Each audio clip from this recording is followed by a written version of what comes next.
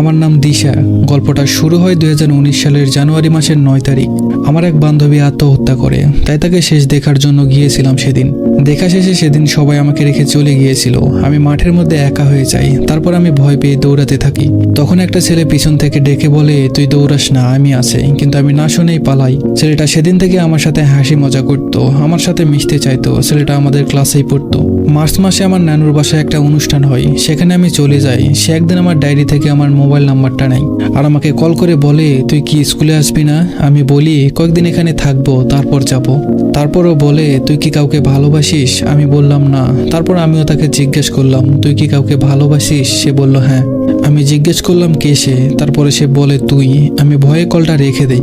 তারপরের দিন সে আবারও কল করে। তার সাথে আমার কথা বলতে অনেক ভালো লাগতো, তাই তাকে অনেক বেশি ভালোবেসে ফেলেছিলাম। কিন্তু একে একে আমার পরিবার, স্কুলের সবাই আমাদের রিলেশনের কথা জেনে যায়। শুরু হয় আমার উপর অত্যাচার। আমার বড় আম্মু আমাকে অনেক মারে।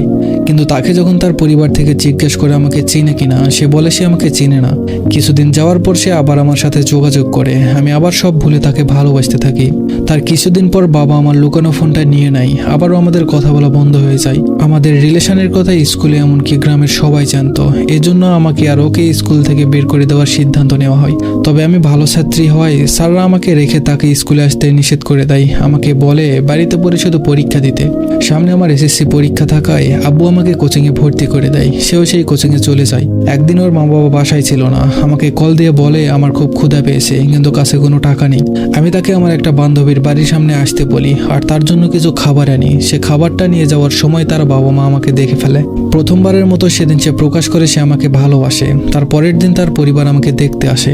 আমি ছিলাম আমার বাবার আদরের মেয়ে। আমার চোখের পানি আর শরীরের হাজারো আঘাত দেখে আব্বু রাজি হয়ে যায়।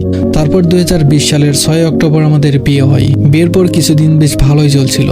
তার কিছুদিন পর আমার পড়ালেখা বন্ধ করে দেয়। কোনো রকম এসএসসি পরীক্ষা দেই। আমি ভালো নাম্বার পেয়ে পাশ করি, কিন্তু পড়ালেখাটা আর এগোতে পারি না। 15 বছর বয়সে আমার বিয়ে হয়। তো কিছুদিন যাওয়ার পর সে আমাকে খোঁটা দিতে শুরু করে। সবার শ্বশুর বাড়ি থেকে কত কিছু দেয়, আমাকে কেন দেয় না এই বলে আমার গায়ে হাত তুলতো। আমি চুপচাপ মুখ বুজে সব সহ্য করতাম। এভাবে মায়ের খেতে খেতে আব্বুকে সাহস করে বলে ফেলি, আব্বু আমাকে কিছু দিবে না? আমার আব্বু সব দেয়, খাট, আলমারি, সোফা থেকে শুরু করে তার সামর্থ্যের মধ্যে সবকিছু তিনি দেয়। কিন্তু আমার তাতেও সুখ হয় না। তারা মারধর করতেই থাকে। এবার তাদের একটা বাইক লাগবে, কিন্তু আমার বাবা অনেক অসুস্থ থাকায় সেটা দিতে পারে না। তার জন্য আমার অসুস্থ বাবাটাকেও আমাকে দেখতে দেয় না। এমনকি সে অন্য জায়গায় রিলেশনও করতো। আমি জিজ্ঞেস করলে আমাকে মারধর করতো। পুরো 2টা মাস আমার বাবা মার কারোর সাথে কথা বলতে দেয় না। পরে একদিন আমার আম্মু আমার শ্বশুরের ফোনে ফোন দেয় আমার সাথে একটু কথা বলার জন্য। কিন্তু আমার শাশুড়ি তার ছেলেকে কি যেন বলেছে, আমি জানি না। সে বাড়িতে এসে আমার চুল সামনে থেকে ধরে বুকে লাথি মারতে থাকে। আমাদের বাড়ির পাশে একটা কোচিং সেন্টার ছিল। সেখানে সবাই কান্নার আওয়াজ পেয়ে ছুটে আসে দেখতে। দেখে রক্তাক্ত অবস্থায় আমি মাটিতে পড়ে আছি। আমার জ্ঞান ছিল না। জ্ঞান ফিরলে দেখি তার বোনের ঘরে আছি। সে এর আগে অনেক মারতো আমাকে, তবে সেদিন তাকে আজরাইল রূপে দেখেছিলাম। পরের দিন আমার নাক মুখ দিয়ে রক্ত বের হতে থাকে। তাদের হাজার অনুরোধ করার পরেও তারা হাসপাতালে নিয়ে যায় না। রাত হয়ে যায়। পাশাপাশি গ্রাম হয় আমার পরিবারের সবাই জেনে যায়। আমার দাদু আর কাকু নিতে আসে আমাকে বলে তোর কি হয়েছে? আমি তাদের সামনে স্বাভাবিক থাকার চেষ্টা করে বলি বারান্দা থেকে পড়ে গেছি, তাই ব্যথা লেগেছে। তারপর তারা চলে যায়। রাতে আবারও জ্ঞান হারায়। পরের দিন চোখ খুলে দেখি আমি বাবার বাড়িতে। আম্মু আর দাদিরা নাকি আমাকে নিয়ে এসেছে। তারপর আমাকে হসপিটালে ভর্তি করা হয়। 5 দিন ভর্তি থাকি। নাক মুখ দিয়ে রক্ত বের হবার কারণে বুকে রক্ত জমাট বেঁধে গেছে। বুকে অনেক জোরে লাথি মারাতে বুকের পাঁজরের একটা হাড় ভেঙে গেছে। আমি অনেক রোগা, তার জন্য হয়তো তার দেওয়া ভালোবাসাতে আমার বুকের পাঁজর ভেঙে গেছে। যে পাঁজরে তাকে আগলিয়ে রাখতাম সেটা সে ভেঙে দিয়েছে।